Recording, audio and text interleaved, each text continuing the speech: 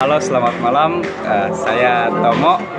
Hari ini saya akan melanjutkan penjelasan saya tentang SSW Jidosa Seibi.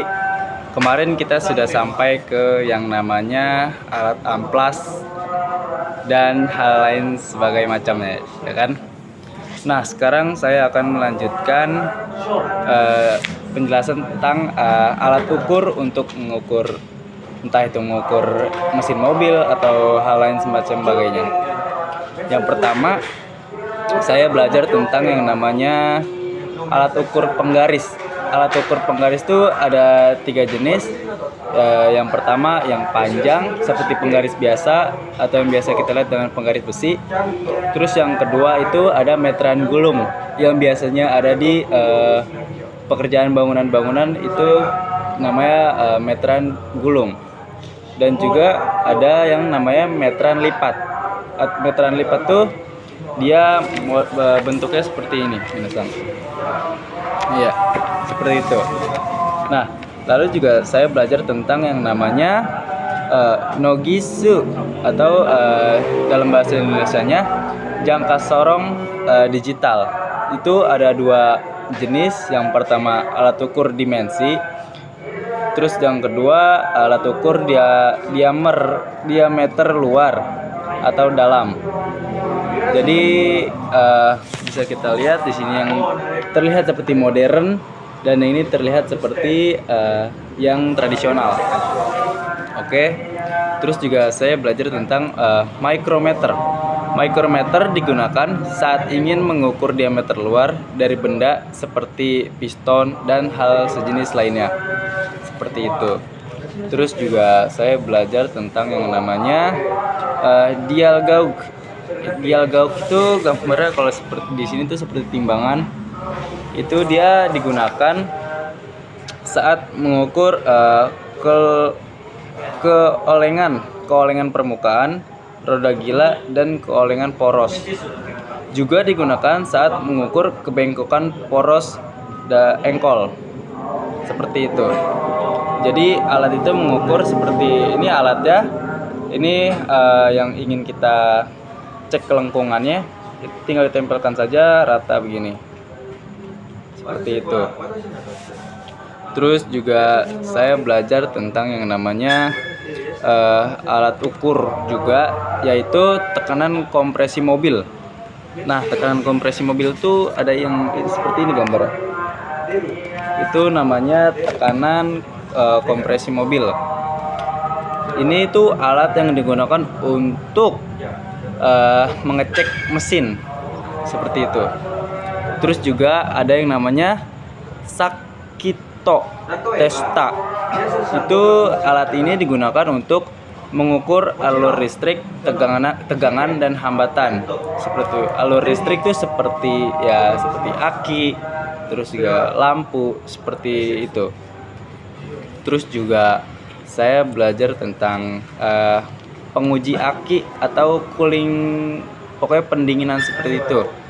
Itu untuk mengukur berat jenis aki serta konsentrasi dan titik beku cairan tersebut.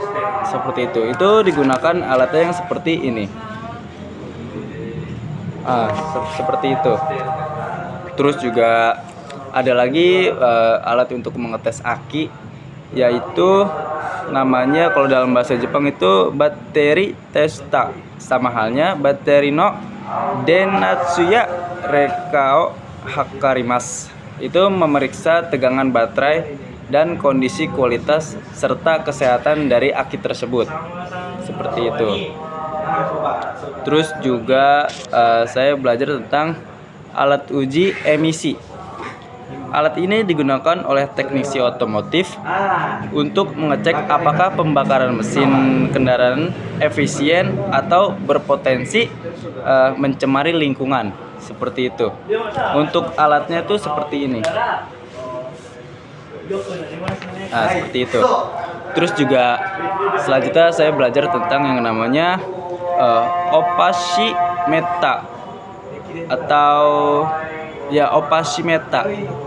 Itu alat ini sangat penting untuk pengujian emisi kendaraan bermesin diesel guna memastikan bahwa kepekatan asap atau kepekatan warna asap melebihi ambang batas yang ditentukan oleh regulasi kesehatan atau regulasi lingkungan. Seperti itu. Ketika asapnya begitu tebal atau warnanya begitu hitam, itu bisa bahaya untuk lingkungan yang namanya biasa kita sebut tuh dengan polusi. Seperti itu. Terus juga saya belajar tentang yang namanya lubrikator. Lubrikator itu digunakan dalam sistem udara bertekanan di mesin. Fungsinya untuk menambahkan oleh halus ke aliran udara dan mengurangi gesekan di dalam mobil, seperti itu. Dan untuk alatnya itu seperti ini, seperti gas, seperti itu. Terus juga belajar tentang yang namanya dongkrak. Dongkrak itu ada 3 jenis. Yang pertama Norjack atau Jackie. Itu dongkrak seperti biasa yang biasa kita gunakan dengan yang cara yang seperti ini. Terus juga ada yang namanya rifto atau lift. Itu yang biasa kita lihat ada di bengkel-bengkel. Terus juga biasa yang kita lihat ada di tempat steam mobil atau steam motor. Itu dia yang modelnya dari bawah gini, terus dia naik ke atas gini. Biasanya untuk di mobil atau di steam mobil itu untuk membersihkan bagian dari bawah mobil tersebut. Terus juga ada lagi dongkrak mesin, yaitu namanya chain block. Chain block itu seperti rantai di atas. Nanti mesinnya itu dikaitkan ke mesin tersebut. Itu untuk mengangkat mesin dan memindahkan beban berat, seperti itu. Mungkin untuk hari ini dari saya itu saja. Selanjutnya kita akan sama belajar masih ke dalam alat yang digunakan untuk mobil, alat yang digunakan untuk memperbaiki mobil atau mengecek mobil tersebut, seperti itu. Ya, kurang lebihnya dari saya mohon maaf bila ada kata yang tidak mengenakan didengar atau kurang jelas untuk memberikan penjelasan. Dari saya mohon maaf yang sebesar-besarnya. Wassalamualaikum warahmatullahi wabarakatuh.